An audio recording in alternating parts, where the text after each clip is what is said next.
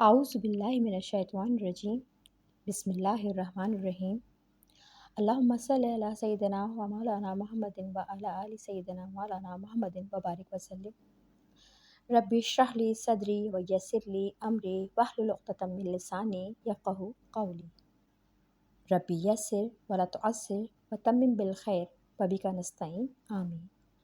अस्सलामु अलैकुम व रहमतुल्लाहि व बरकातुहू। अल्हम्दुलिल्लाह हम ये 9वें रुकू पे इख्तिताम पे इंशाल्लाह हम आ सकते हैं। हमने जो पिछला पार्ट था हमारा 16, उसमें हमने रुकू नंबर 9 की 6 आयत ली थी और आज हम इंशाल्लाह 5 आयत कवर करके इसको इख्तिताम करेंगे। इसमें टोटल 11 आयत हैं। 8वें रुकू के शुरू में हमारा यही ख्याल था कि इस उम्मत में से हैं हम लोग कि जिनको खुसूसी तौर पे हम बच जाएंगे अगर हम हज़रत मूसा अलैहिस्सलाम, हज़रत इब्राहीम अलैहिस्सलाम और हज़रत मोहम्मद मुस्तफ़ा सल्लल्लाहु अलैहि वसल्लम या उम्मत मोहम्मदिया में से हैं तो हमको निजात मिल जाएगी। अब इसमें जो बातें और अस्कार आ रहे हैं तो वो गोया हमारी ही बातें हैं जिनका कलाम खिताब साबका उम्मत मुस्लिमा है। तो जो नक्शा कशी की जा रही है इसमें हम इस आईने में हम अपनी ही तस्वीर देख सकते हैं। इन आयात में जो हमारी पिछली गई थी उनमें कुछ लोगों ने फॉर्मल यानी दुनिया के इल्म के बारे में बताया गया था कि ऐसे लोगों ने खाली दुनिया का इल्म हासिल किया। बहुत से लोग ऐसे हैं जिनको अल्लाह ताला ने दुनियावी तालीम नहीं दी लेकिन उनके पास फ़हम है, अक्ल सलीमा है, सोच है, समझ है और बेहतरीन तदब्बुर यानी कुदरती तौर पे उनके बेहतरीन तदब्बुर और अफ़कार से उनकी ज़हनियत भरी हुई होती है। बाकी कुछ ये भी है कि कुछ ऐसे इल्म भी हैं कि जो अल्लाह की रज़ा से और अल्लाह की देन है, वो जिसको चाहे अता फ़रमा दे। इस इल्म को कहते हैं इल्म लदुन्नी, जो कि ख़ास अल्लाह ताला की तरफ से होता है और वो अपने पास से वो किसी को भी अता फ़रमा सकता है। हुज़ूर सल्लल्लाहु अलैहि वसल्लम, हज़रत मोहम्मद मुस्तफ़ा सल्लल्लाहु अलैहि वसल्लम हमारे वो भी उम्मी थे, लेकिन उनको दोनों जहान का इल्म था। अल्लाह ताला ने ये सिर्फ़ अल्लाह ताला ही की तरफ से था, हज़रत जिब्रील के ज़रिए उनको अता फ़रमाया था। हुज़ूर सल्लल्लाहु अलैहि वसल्लम के पास दुनियावी इल्म नहीं था, लेकिन फिर भी वो बेहतरीन अल्लाह ही की तरफ से कामिल और मुकम्मल इंसानियत थे, हम सब के लिए मिसाली नमूना थे। आजकल के दौर में हम सब देख रहे हैं कि उम्मियों की कसरत है।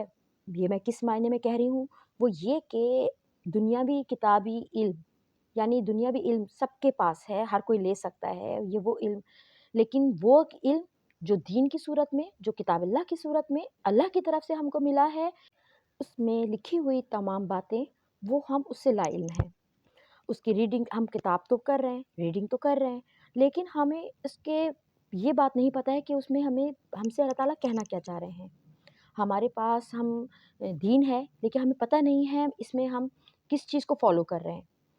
कुछ बड़ों से बात सुन ली, कुछ मस्जिदों से सुन ली, वाज़ या दर्स में सुन ली, लेकिन हमने खुद अपने लिए क्या किया है? हमने कोई अपने लिए प्रॉपर इल्म हासिल नहीं किया है। अरबी ज़बान हमने नहीं सीखी। अब हम इसके आगे तिलावत करते हैं।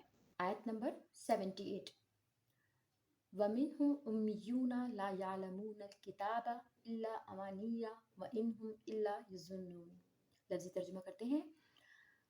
वाव और वाव जो है ये अत्फ है। मिनहुम जार मजरूर, मिन से, हुम उनके, और बाज इनमें से। उम्मीयूना, इसमें लफ्ज़ उम्मी नज़र आ रहा है। उम्मी लफ्ज़ होता है अनपढ़ के लिए कहा जाता है कि, और यहाँ पे ये जमा का सिगा है, जमा सालिम है। तो उम्मीयूना अनपढ़ है। ला ला नाफिया, ला नहीं। यालमूना फ़ेल मुज़ारे है, इसमें अलमा यालमू ये रूट लेटर ऐन लाम मीम, और यालमूना फ़ेल मुज़ारे है, जमा का सिगा है। वाव जो है इसमें ये फ़ाइल है। अल किताबा किताब, किताब को। यालमूना जानते हैं किताब, किताब को। इल्ला मगर। अमानिया आरज़ुएं। वाव और इन, यहाँ पे इन के वैसे मीनिंग होते हैं अगर, लेकिन जब अरबी ज़बान में हम जुमले के साथ चल रहे हैं तो इस इन का मतलब यहाँ पे नहीं कंसिडर किया जा रहा है। हुम जो है यहाँ पे मुब्तदा के सेंस पे आ रहा है। इल्ला मगर। यजुन्नून, यजुन्नून में ये फ़ेल मुज़ारे है और इसमें जो रूट लेटर है वो जन्ना, जन ये कहते हैं जिसे गुमान करना। हम लोग भी कहते हैं बदजन हो जाना, हमारी ज़बान में बोला जाता है ये लफ्ज़। तो ये यजुन्नूना, तो या इसमें जो है फ़ेल मुज़ारे की साइन है और जमे सालिम है, और ये इसकी मीनिंग है गुमान करते हैं।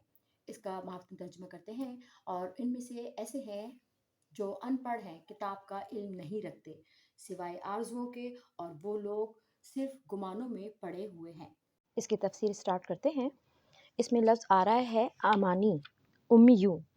تو لفظ امانی جو ہے یہ منایا اور منیین سے لفظ نکلا ہے، اور اس کے میننگ یہاں بتائے جا رہے ہیں کہ تمنا، خیال، خوشگمانی، سب یہی ہے کہ خوش فہمی میں مبتلا ہیں۔ اس میں یہودیوں کی جھوٹی آرزویں ہیں۔ بتایا جا رہا ہے کہ یہ لوگ نہ تو توریت شریف پڑھ سکتے تھے، نہ وہ کسی قسم کا علم رکھتے تھے، ہاں لیکن البتہ جھوٹی آرزوؤں میں الجھے ہوئے تھے۔ یہ لوگ سمجھتے تھے کہ ہم لوگ جنت میں ضرور جائیں گے، عذاب اگر ہوا بھی تو تھوڑے سے دن میں ہوگا، تھوڑے سے دن کے لیے ہوگا، دوزخ میں رہیں گے، لیکن ہم پھر انبیاء اکرام علیہ السلام کی نسل سے ہیں، اللہ کے محبوب مقرب بندے ہیں، ان کی اولاد میں سے ہیں، تو نبوت تو ہمارے اندر ہی رہ سکتی ہے، وغیرہ وغیرہ۔ اور اسی طرح کی بہت سی جھوٹے آرزوؤں میں مبتلا تھے، خیالات دنیا میں پڑے ہوئے تھے۔ اپنی نجات اپنے اللہ کے محبوب ہونے کا یہ ایک خیالی پلاؤ پکا رکھے تھے۔ ان کے خیال میں نہ اللہ کے نبی حضرت محمد مصطفیٰ صلی اللہ علیہ وسلم کے جھٹلانے سے اور ان کے محبوب عند اللہ ہونے میں فرق آتا تھا، نہ سود کھانے سے کوئی مسئلہ ہوتا تھا، ان کی دینداری کو وہ کچھ بھی ڈینٹ نہیں لگ سکتا تھا ان کو، یعنی کسی بھی طرح سے وہ کسی بھی برے عمل سے ان کو آخرت کے فکر کوئی لاحق ہی نہیں تھی۔ اپنے بارے میں جو جھوٹی آرزویں لیے بیٹھے تھے اور خوش گمانیوں میں، خوش فہمیوں میں انہوں نے اپنی دنیا ایک بسائی بھی تھی، اور وہ اسی میں مست تھے۔ نیکسٹ آیت ہم پڑھتے ہیں، آیت نمبر 79۔ فَوَيْلٌ لِّلَّذِينَ يَكْتُبُونَ الْكِتَابَ بِأَيْدِيهِمْ ثُمَّ يَقُولُونَ هَٰذَا مِنْ عِندِ اللَّهِ لِيَشْتَرُوا بِهِ ثَمَنًا قَلِيلًا فَوَيْلٌ لَّهُم مِّمَّا كَتَبَتْ أَيْدِيهِمْ وَوَيْلٌ لَّهُم مِّمَّا يَكْسِبُونَ۔ اس کا لفظی ترجمہ کرتے ہیں۔ فا یہ حرف استنافیہ ہے۔ ویل، ویل مینس خرابی، فا مینس پس، ویل آتا ہے خرابی کے لیے۔ للذینہ، اس میں لام جو ہے یہ حرف جارہ ہے، اور لذینہ یہ لوگوں کے لیے کہا جا رہا ہے، ان لوگوں کے واسطے یا ان لوگوں کے لیے۔ یکتبونا، یکتبونا فعل مضارع ہے اور جمع سالم ہے، اور واو جو اس میں ہے یہ فاعل ہے، اور اس کی میننگ ہے لکھتے ہیں، وہ لکھتے ہیں۔ الکتابہ، کتاب کے لیے آ رہا ہے۔ بے ایدیہم، بی ایدیہم با حرف جر ہے، اور اس میں ید، ید جو آ رہا ہے ید ہاتھ کو کہتے ہیں۔ بے ایدیہم ان کے ہاتھ، بی ایدی اپنے ہاتھوں سے، با سے ہاتھ، ید ہاتھ، اور ہم اپنے، اپنے ہاتھوں سے۔ ثم پھر، یقولونا، یقولون پھر وہی فعل مضارع آ رہا ہے، اور وہ کہتے ہیں۔ تو فعل مضارع میں جو آتا ہے کوئی کام کرتے ہیں یا کوئی کام کریں گے، اس کے دو کے میننگ کو، یعنی ہمارا حال اور مستقبل دونوں کو کور کرتا ہے مضارع جو صیغہ ہوتا ہے۔ تو یقولون وہ کہتے ہیں، ہاذا یہ اس میں اشارہ ہے، یہ ہے، من سے حرف جر ہے، عند اللہ عند نزدیک، اللہ اللہ کے، من عند اللہ سے نزدیک اللہ کے، لیشترو لام اس میں جو ہے لام تاکید ہے۔ اچھا، شترا یشترو کسی چیز کا خریدنا یا بیچنا، یہ اس سینس میں آتا ہے۔ تو لی یشترو یہ اس میں مضارع کا بھی ہے صیغہ، اور اس میں نون جو ہے یہ محذوف کیا گیا ہے۔ لام جو ہے تاکید کے لیے آ رہا ہے، لام تاکید ہے، تاکہ اس کی میننگ ہے اشترو وہ لیویں، یہاں لکھا ہوا ہے یعنی وہ مول لیں، خرید لیں، لے لیں۔ وہی با حرف جر ہے، اس کی میننگ ہے سے، اور ہی اس کے، یہ ضمیر متصل ہے، تو یہ اور جار مجرور بھی ہیں یہ، بدلے اس کے۔ سمنن، سمینہ لفظ ہم نے بتایا تھا، میں نے آپ کو ایک دفعہ، کہ سمینہ لفظ قیمتی کو کہتے ہیں۔ سمن مینس یہاں پہ مول بھی آتا ہے، قیمتی کے لیے بھی آتا ہے، اور اس کوئی چیز قیمتی چیز کو کہا جاتا ہے۔ سمنن مینس مول۔ قلیلاً تھوڑا، قلیل ہم کو یہ پتا ہے ہماری اردو زبان کا ورڈ ہے، تو قلیلاً تھوڑا۔ فویل یہی لفظ دوبارہ آیا ہے، فا پس ویل خرابی ہے، لہم یہ جار مجرور ہے، اور یہ لام جو ہے ادارہ ہے، اور ہم یہ متصل ہے، ضمیر متصل، واسطے ان کے، اور لام لیے کے لیے بھی آتا ہے۔ مما، اس میں من جو ہے یہ لفظ ہے من، جو کہ اس میں نون حذف ہے، اب اس کو ملا کے لکھا گیا ہے مما. من جو ہے سے کے لیے آ رہا ہے، ما جو کے لیے آ رہا ہے. کتبت، ہم لوگ کتابت کہتے ہیں اردو میں، تو یہ کتبت ہے لکھتے ہیں. ایدیہم، یدا یہاں پہ بھی آیا تھا، ایدیہم یہ پھر آیا ہے. ید ہاتھ کو کہتے ہیں، ایدیہم ہاتھ ان کے، ہم جو ہے یہ ضمیر متصل ہے اور ان کے لیے آ رہا ہے. واو اور ویل پھر آ گیا تیسری دفعہ، خرابی. لہم ان کو، اس میں ضمیر متصل لگی ہے ہم کی. مما، یہی مما جو ابھی میں نے اوپر بتایا تھا، اس میں نون جو ہے محذوف ہے، اور مما اس چیز کے. یکسبون، کسبہ یکسبو، کسب کا کاف سین با یہ روٹ لیٹر ہے. یکسبون یا لگ گیا فعل مضارع ہے، اور واو لگا ہوا ہے یہ فاعل ہے، اور جمع کا صیغہ اور جمع سالم ہے. یکسبون کماتے ہیں، اس کا ہم محاورتاً ترجمہ کرتے ہیں. سو بڑی خرابی ہے ان لوگوں کے لیے جو کتاب کو لکھتے ہیں اپنے ہاتھوں سے، پھر کہتے ہیں کہ یہ اللہ کی طرف سے ہے تاکہ اس کے ذریعے خرید لیں تھوڑی سی قیمت. سو بڑی ہلاکت ہے ان کے لیے بوجہ اس کے جو ان کے ہاتھوں نے لکھا ہے، اور بڑی خرابی ہے، بڑی ہلاکت ہے ان کے لیے اس کی وجہ سے جسے وہ کسب کرتے ہیں یا وہ کماتے ہیں. فویل للذین یکتبون الکتاب، اس کی تفسیر کچھ اس طرح سے آئی ہے کہ اس میں لفظ جو ویل آ رہا ہے، اس کے بارے میں بعض روایت میں آیا ہے کہ یہ جہنم کا وہ طبقہ ہے جس سے خود جہنم پناہ مانگتی ہے. اس میں مفسر البیان القرآن فرماتے ہیں کہ یہودیوں نے توریت میں تحریف کری تھی، اپنے حساب سے اللہ کی کتاب میں خیانت کرتے رہے، اور ان لوگوں کی بد نیتی تھی جو اس میں انہوں نے تبدیلی کی صرف اپنی مفاد کی خاطر.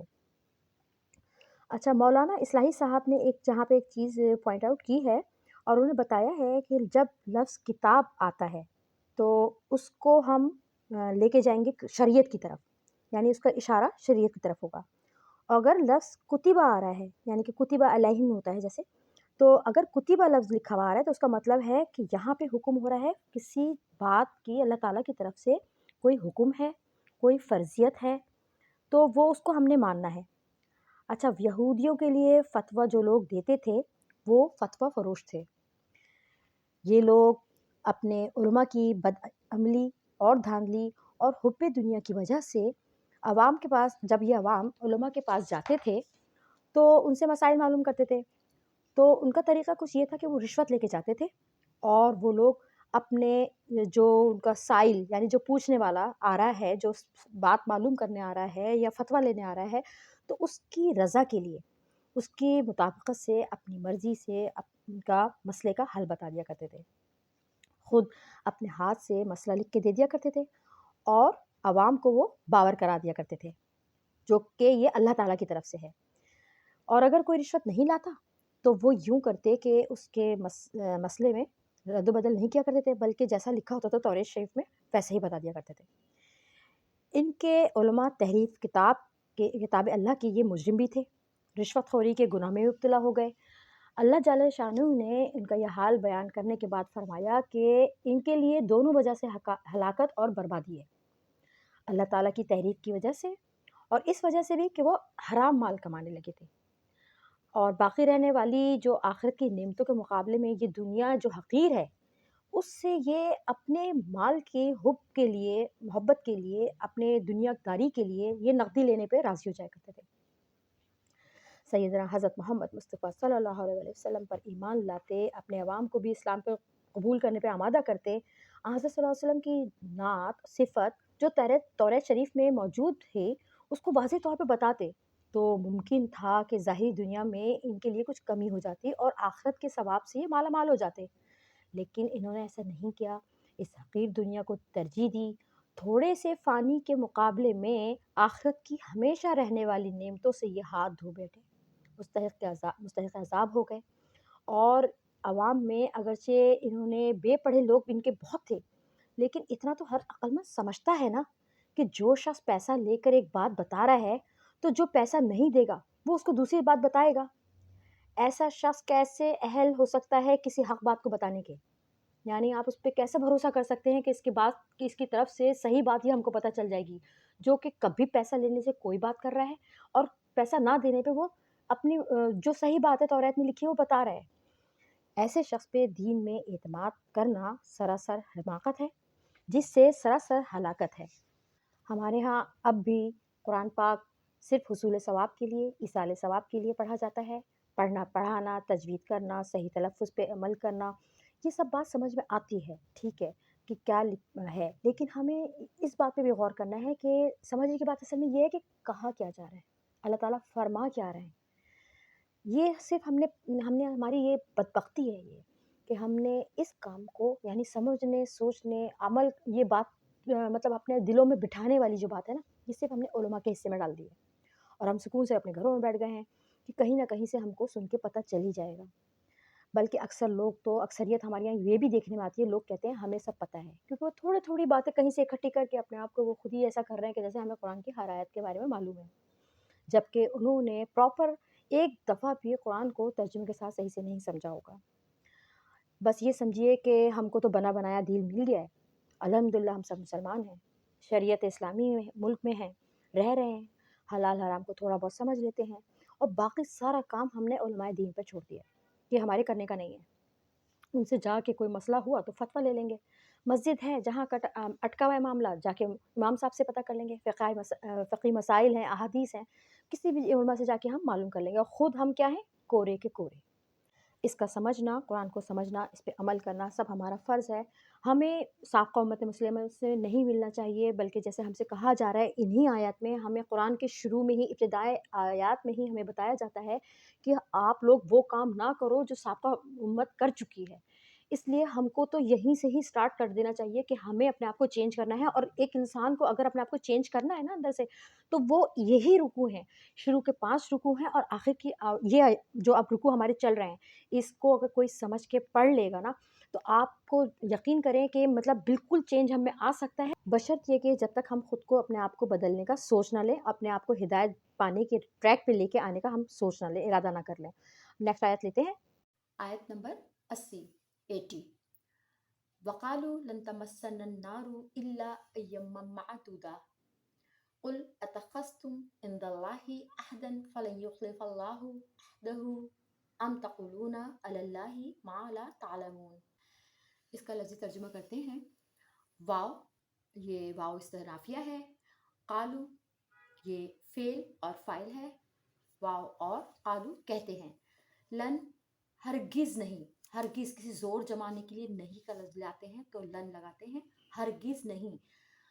تمسنا، اس میں لفظ مس ہے، یہ ہم لوگ جو پڑھتے ہیں کہ لمس، مس کرنا، ٹچ کرنا، تو یہ تمسا ہرگز نہیں لگے گی، نہ اس میں یہ ضمیر ہے اور یہ نہ کی میننگ ہے ہم، ہرگز نہ لگے گی ہم کو، نار آگ، الا مگر، ایام، ایام ہم لوگ سب جانتے ہیں کہ ایام املاریہ دن کو کہا جاتا ہے اور یہ یوم کی جمع ہے، ایامہ تو معدودہ، معدود کے مطلب ہے چند، گنتی کے، یہ لفظ ہم لوگ پڑھتے ہیں اور اس کے میننگ ہم جو ہمارے سب پڑھنے والے قرآن پاک الحمدللہ سبھی پڑھے ہوئے ہیں، تو قرآن شریف میں 12 ہی جملہ آیا ہے تلک الایام المعدودہ، یعنی کہ وہ گنتی کے چند دن، تو یہاں پہ یہی کہا جا رہا ہے کہ اللہ، یہاں صرف کیا آ رہا ہے، مگر، ایام دن، معدودہ چند، مگر چند دن گنتی کے،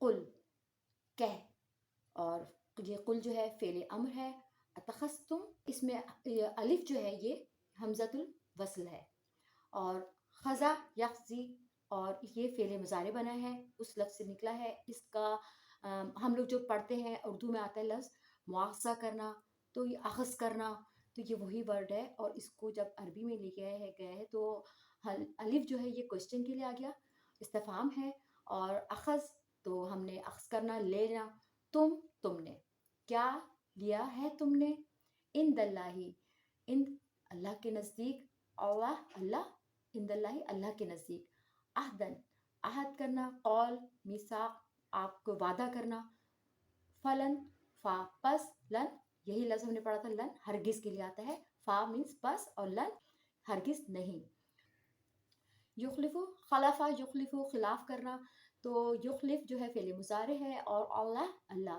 خلاف کرے گا اللہ، عہدہ عہد، عہد عہد، اور ہو یہ ضمیر متصل اپنے کے لیے یا اس کے لیے بھی آتا ہے. عہد اپنے کو، یہاں پہ اس کی میننگ ہے یا، لیکن اس کو یا جو کہا جائے گا کوشچن کے لیے کہا گا. یہ استفہامیہ ہے، اس کو کوشچن کے لیے کنسیڈر کیا جائے گا. اس کو یا تقولون تم کہتے ہو. قول یقول، تو اس میں یہ آ گیا کہ تا جو ہے فعل مضارع آیا اور واو جو ہے اس میں فاعل ہے اور یہ جمع کا صیغہ ہے. تقولون تم کہتے ہو، اللہ اوپر، اللہ اللہ کے، ماں جو کہ، لا نہیں، تعلمون علم یعلم تعلمون. علم یعلم اس کا روٹ لیٹر ہے اور فعل مضارع ہے یہ، اور اس میں واو جو ہے یہ فاعل ہے. تم نہیں جانتے، اس کے لفظ مہارتاً ترجمہ کرتے ہیں. اور انہوں نے کہا کہ ہم کو ہرگز آگ نہ چھوئے گی مگر چند دن گنتی کے. آپ فرمائیے کیا تم نے اللہ تعالیٰ سے کوئی عہد لے لیا ہے؟ سو اللہ تعالیٰ اپنے عہد کے خلاف نہ کرے گا، یا اللہ کے ذمے ایسی بات لگا رہے ہو جس کا تمہیں علم نہیں ہے. اس کی تفسیر کچھ اس طرح سے ہے کہ وقالوا لن تمسنا النار الا ایاما معدودات، اور وہ کہتے ہیں کہ ہمیں تو آگ ہرگز چھو نہیں سکتی مگر گنتی کے چند دن. اس آیت شریفہ میں یہودیوں کا ایک اور دعویٰ ہے اور اس کی تردید کی گئی ہے، یعنی اس کو کہا گیا کہ یہ جھوٹا دعویٰ ہے کہ حضرت موسیٰ علیہ السلام کی شریعت منسوخ نہیں ہوگی، اور اپنے بارے میں وہ سمجھتے ہیں کہ ہم اسی شریعت پہ قائم رہیں گے، لہٰذا ہمیں عذاب کیوں ہوگا، اور اگر عذاب ہوگا تو صرف 40 دن کا عذاب ہوگا.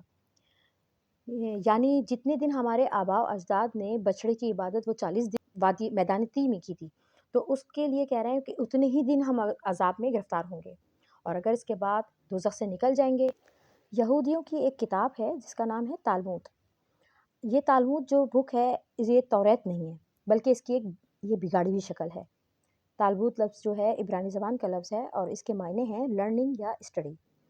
اس میں انہوں نے لکھا ہے کہ دوزخ پر حضرت ابراہیم علیہ السلام کھڑے ہوں گے اور وہ کسی بھی اسرائیلی کو اس میں گرنے نہیں دیں گے جو کہ ختنہ کیا ہوا ہوگا.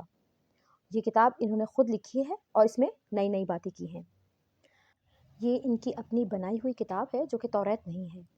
یہودی یہی بات سمجھتے تھے کہ ہم دوزخ میں چند ہی دن رہیں گے، وہ یہ جانتے ہوئے بھی کہ حضرت محمد مصطفیٰ صلی اللہ علیہ وسلم اللہ کے سچے رسول ہیں. آپ پر ایمان نہ لانے اور یہ جانتے ہوئے بھی کسی نبی کو نہ ماننا کفر ہے، اور کفر کی سزا دائمی جہنم ہے. طرح طرح کے جھوٹے دعوے کرتے تھے اور ان دعوے آرزوؤں کو یہ خود اپنی من گھڑت بناتے تھے. اس کی کوئی دلیل ان کے پاس موجود نہیں تھی، بے سند باتیں کرتے تھے اور انہی باتوں میں وہ مست تھے. اسی لیے جل شانہ نے اس آیت میں ارشاد فرمایا ہے قل اتخذتم عند اللہ عہدا، کہ اے محمد آپ ان سے فرما دیجئے کہ یہ جو کچھ تمہارا دعویٰ ہے ہم صرف چند دن دوزخ میں رہیں گے، اس کی دلیل تمہارے پاس کیا ہے؟ کیا تم نے اللہ تعالیٰ سے کوئی عہد لیا ہے جس کی بنیاد پہ تم ایسی باتیں کر رہے ہو؟ اللہ تعالیٰ ہرگز اپنے عہد کے خلاف نہیں فرماتا، لیکن تم میں سے اس کا کوئی عہد نہیں ہے. خود اپنے پاس سے اللہ تعالیٰ کی طرف سے ان باتوں کو منسوب کرتے ہو جس کا تمہیں علم ہی نہیں ہے. اپنی طرف سے اپنے بارے میں کوئی بھی شخص کوئی بھی گمان خیال کر بیٹھ جائے اور پھر بھروسہ کر لے کہ اور نہیں اللہ تعالیٰ کی طرف سے اس کے بعد کوئی دلیل نہ ہو تو اس کا گمان اس کے کسی کام نہیں آئے گا. کفر کی سزا بہرحال مل کے رہے گی چاہے وہ کیسی ہی خوش فہمی میں مبتلا ہو. اچھا یہاں پہ یہودیوں کے حماقت ذرا دیکھیے، خود اپنے اقرار سے کہہ رہے ہیں کہ دوزخ میں جانے کے لیے تیار نہیں ہیں، جبکہ یہ جانتے ہیں کہ دوزخ میں 1 سیکنڈ کا عذاب بھی اتنا بڑا ہوگا جس کو کوئی بھی شخص برداشت نہیں کر سکتا. دنیا کی آگ کی ایک چنگاری تھوڑی سی دیر کے لیے بھی ہمارے ہاتھ میں لگ جاتی ہے تو اس کے بعد ہمارا کیا حشر ہوتا ہے، اس کو بھی ہم تیار نہیں ہوتے کہ ہماری اتنی سی چنگاری بھی ہمارے ہاتھ پہ لگ جائے. تو دوزخ میں جانے کی بڑی اہمیت اور حوصلے کے لیے وہ تیار ہیں کہ ہاں ہم کچھ دن رہ لیں گے، جبکہ دوزخ کی آگ کی گرمی دنیا کی آگ سے 69 درجے زیادہ گرم ہے. یہ روایت صحیح میں موجود ہے. جس طرح یہود جھوٹی آرزوؤں کو اپنے خود خوش فہمی کہہ لیجئے، خود ان کے ابہام ہیں، ان کے خیالات ہیں، اس کی دلدل میں پھنسے ہوئے ہیں. اسی طرح آج کل بہت سے فرقے ایسے بھی ہیں جو اسلام کے دعوے دار ہیں لیکن کفری عقائد کے حامل ہیں. قرآن شریف کی تحریف کا عقیدہ رکھتے ہیں، یعنی اس کی چینجز کا عقیدہ رکھتے ہیں، چاہتے ہیں ایسا ہو جائے، نعوذ باللہ. اور بہت سے لوگ جھوٹے نبی کی امت بھی بنے ہوئے ہیں اور وہ سمجھتے ہیں کہ ان کی نجات اس طرح ہو جائے گی کہ قرآن میں وہ تبدیلی کر لیں گے اور دائرہ اسلام سے موجود رہیں گے. ایسا اللہ تعالیٰ ہم سب کو بچائے، ایسا کچھ نہیں ہے. دائرہ اسلام سے وہ خارج ہیں. بہت سے پیر ہیں، فقیر ہیں جو کہ بالکل بے عمل ہیں بلکہ بد عمل ہیں، اور وہ صرف اس بنیاد پر ہیں کہ ان کی نجات اس عقیدے پہ ہو جائے گی کہ عقیدہ تو ہمارا اسلام ہے، ہم اس پہ موجود ہیں۔ کسی بھی بزرگ کی اولاد میں سے ہو جانا اپنی خوش فہمی، خوش گمانی، جھوٹی آرزوئیں سے کچھ نہیں ہوتا۔ نجات کے لیے عقیدہ اور عمل کا صحیح ہونا بہترین ہے، جو کہ قرآن سنت کی موجودگی میں اور اس کے مطابق ہو۔ بے سنت آرزوئیں بے خوش گمانی آخرت کی بربادی کا ذریعہ ہے۔ کسی کی نسل میں سے ہو جانے سے کوئی نجات حاصل نہیں ہو سکتی۔ بنی اسرائیل بھی تو انبیاء کی اولاد میں سے ہیں، پھر بھی دوستی ہیں، خوب سمجھ لیا جائے، اس بات کو خوب کلیئر کر لیا جائے کہ وہ دوستی ہیں۔ یہودیوں کے علاوہ بھی جو لوگ دور حاضر کے مذاہب والے ہیں اور ان کے علاوہ بھی جو بھی مذاہب والے ہیں، وہ اس بارے میں اگر خوش فہمیاں، خوش گمانیوں کی دلدل میں اگر پھنسے ہوئے ہیں اور ان کو وہ خود اپنے بنائے ہوئے عقائد ہیں تو کہ بھئی کہ ہم اس پہ موجود ہیں، تو اللہ تعالیٰ کی طرف سے ان کے پاس کوئی سند نہیں ہے کہ وہ جس دین پر ہیں اس پہ ان کو ذریعہ نجات مل جائے گی۔ مشرکین، بت پرست اور اپنی یہ سمجھتے ہیں ہمیں اس میں مکتی مل جائے گی، ہمیں نجات کا عقیدہ لیے پھرتے ہیں اور الٹا مسلمین کو کہتے ہیں کہ وہ دوزخ میں جائیں گے، تو ان کے لیے یہ عقیدہ رکھنا غلط ہے، ان کی نجات اس میں بالکل نہیں ہے۔ نیکسٹ آیت آتی ہے 81۔ بلا من کسب سیئۃ وأحاطت به خطیئته فأولئک اصحاب النار هم فیها خالدون والذین آمنوا وعملوا الصالحات أولئک اصحاب الجنہ هم فیها خالدون۔ اس کا لفظی ترجمہ کرتے ہیں بلا، ہاں، یہ حرف ہے اور یہاں پہ جو ہاں ہے تو اس کا یہ جواب جو ہے حرف نفی میں آئے گا، یعنی کہ ہاں اگر اس طرح سے اس ٹون میں ہمیں کہا جائے گا اس کی میننگ من جو کہ یہ اسم ہے، کسبہ فعل ماضی ہے، کسب کے میننگ کمائے، سیئات تو یہ برائی کے لیے ہے، برائی کہا جاتا ہے سیئہ کا مطلب واو، اور احاطت احاطہ کرنا ہم سب کو جانتے ہیں، ہم وہی لفظ ہے ہمارا اردو کا لفظ احاطت گھیرے، بھی یہ جار مجرور ہے با سے ہا اس کو اور ضمیر متصل، خطیئتہ خطی خطایا یختی خطا یا یختیو ہمیں پتہ ہے کہ یہ لفظ خطا کے لیے آیا ہے، خطیئتہ تو اس میں لفظ جو ہے خطی کا مطلب خطا اور تو اس کی ہو اس کی تا تو خطا اس کی، فاولائک فاپس اولائک یہ لوگ کے لیے آتا ہے اور یہ اس میں اشارہ ہے اور بہت سارے لوگوں کے لیے جمع کے صیغے میں لگتا ہے۔ یہ اصحاب، یہ صاحب کی جمع ہے، اصحاب رہنے والے، نار اور اصحاب النار یہ مضاف مضاف الیہ ہے، اصحاب النار آگ کے رہنے والے، ہم وہ، فیہا فا اس میں دو لفظ وہی فی مینز بیچ، ہا اس کے، خالدون خالدون مینز رہنے والے، ہمیشہ رہنے والے، والذینہ واو اور الذین جو کہ بہت سارے لوگوں کے لیے جمع ہے یہ، آمنو ایمان لائے، وعملوا الصالحات و اور عملو عمل یا عملو عمل یہ روٹ لیٹر اس کا عین میم لام، عمل کام کرنا، اور عملو اس میں عملونا تھا یہ تو اس میں نون حذف کیا گیا ہے کیونکہ اس کے آگے سواد ہے اور تجدید کے ساتھ ہے، وعملوا الصالحات صالحہ اچھے کو کہتے ہیں اور وہ اور کام کیے اچھے، اولئک یہ جمع کا صیغہ اور بہت سارے لوگوں کے لیے آ رہا ہے، یہ اس میں اشارہ ہے۔ اصحاب الجنہ، اصحاب الجنہ اسی طرح سے اصحاب النار آیا تھا، یہ بھی مضاف مضاف الیہ ہے، اصحاب صاحب کی جمع ہے، جنہ بہشت کے اور یہ مؤنث لفظ ہوتا ہے، ہم وہ، فیہا بیچ اس کے، ہا اس کے، خالدون ہمیشہ رہنے والے ہیں۔ اس کا ہم محاورتاً ترجمہ کرتے ہیں، ہاں جس نے گناہ کیا اور اس کے گناہ نے اس کو گھیر لیا تو ایسے لوگ دوزخ والے ہیں اور وہ اس میں ہمیشہ رہیں گے، اور جو لوگ ایمان لائے اور نیک عمل کیے یہ لوگ جنت والے ہیں، وہ اس میں ہمیشہ رہیں گے۔ اس میں بلا من کسبہ سیئہ، اس کی میننگ ہے کیوں نہیں جس شخص نے جان بوجھ کر ایک گناہ کمایا۔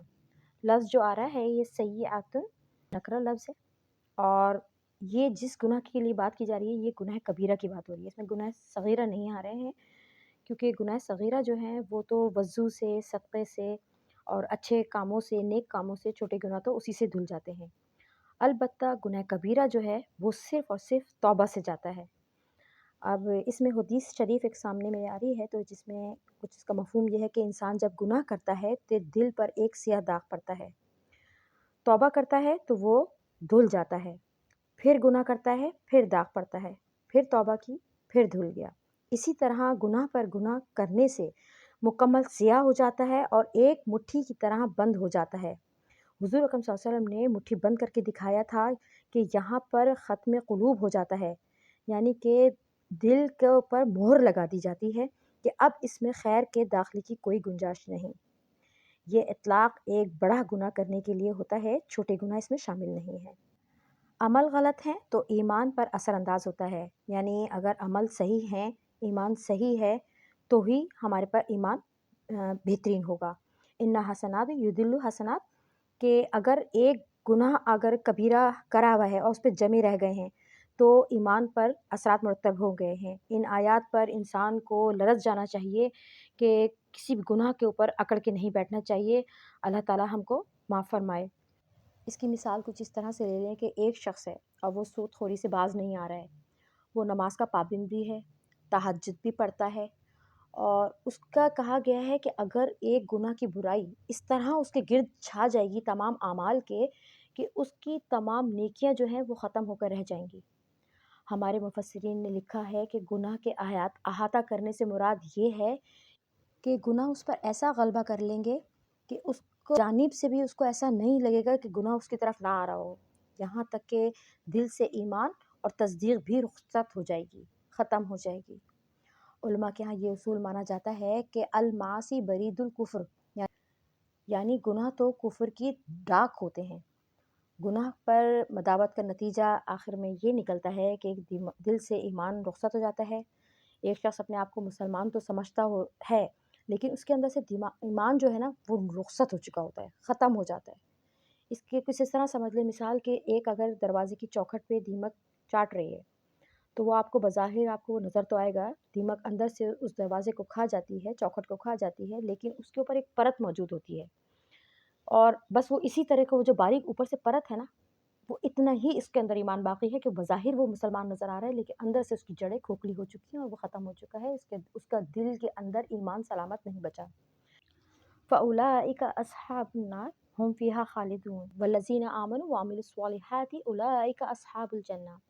ان دونوں آیتوں میں جنتی اور دوزخی ہونے کا ضابطہ بتایا جا رہا ہے۔ یہودیوں کو یہاں اس میں یہ بتایا جا رہا ہے کہ اگر آپ نے ان دو آیتوں میں جو جنت اور دوزخ میں داخلے کا ذکر ہے اسی طریقے سے اگر زندگی گزاری ہے اور تم سمجھتے ہو کہ تم ان لوگوں میں آتے ہو کہ تم جنت میں چلے جاؤ گے ان باتوں کے تحت، تو ایسا نہیں، بلکہ تم ہمیشہ دائمی عذاب کے مستحق ہوگے۔ ارشاد فرمایا ہے تم یہ جو کہتے ہو کہ دوزخ میں ہمیشہ نہ رہیں گے، صرف چند دن عذاب ہوگا، تو تمہاری بات غلط ہے، تم ہمیشہ دوزخ میں رہنے والے ہو۔ ضابطہ یہ ہے کہ جو شخص برائی کرے گا اور اس کی برائی ہر طرف سے اس کو گھیر لے گی، وہ کفر اختیار کرے تو سب سے بڑی برائی یہی ہے کہ وہ دوزخ والا ہے، تو اس میں اس کو ہمیشہ رہنا ہوگا۔ تم لوگ خاتم النبیین صلی اللہ علیہ وسلم کی نبوت اور رسالت کے منکر ہونے کی وجہ سے کافر ہو، لہٰذا اب ضابطے کے مطابق یا شریعت کے مطابق ہمیشہ دوزخ میں رہو گے۔ اہل جنت وہ لوگ ہیں جو ایمان لائے، جنہوں نے اللہ کے سب نبیوں پر جن میں خاتم النبیین حضرت محمد مصطفیٰ صلی اللہ علیہ وسلم پر بھی ایمان لانا ضروری ہے، شرط ہے۔ اللہ تعالیٰ کی آخر کتاب قرآن کریم کو ماننا، اعمال صالح انجام دینا، سب کچھ ہوگا تو یہ حضرات ہمیشہ جنت میں جائیں گے۔ اللہ تعالیٰ ہم سب کو جنت فردوس میں اعلیٰ مقام عطا فرمائے۔ اسی دعا کے ساتھ ہم اپنے اس 9ویں رکوع کو اختتام کرتے ہیں، اور اس میں 11 آیات تھیں۔ اب ہم انشاءاللہ نیکسٹ پارٹ میں اپنا 10واں رکوع سٹارٹ کریں گے۔ اللہ تعالیٰ سے دعا ہے اللہ تعالیٰ اس میں ہم سے کوئی کمی بیشی کوئی خطا ہوئی ہو رب العالمین ہمیں سے معاف فرمائیے گا، ہمیں سے مواخذہ نہ کیجیے گا۔ ہمیں اس کا ثواب اجر ہمارے ماں باپ کو، تمام مسلمانوں کو، تمام سننے والوں کو، مجھے، میرے بہن بھائی، میرے بچے، سب تمام جتنے بھی امت مسلمہ ہیں، حضرت آدم سے لے کے اور قیامت تک جتنے بھی کل صالحین، کل صالحات، کل مومنین، کل مومنات کو اس کا اجر عظیم اس کا پہنچاتے رہیے، اور ہمیں اعمال صالح کرنے کی توفیق عطا فرمائیے۔ آمین یا رب العالمین۔ السلام علیکم ورحمۃ اللہ وبرکاتہ۔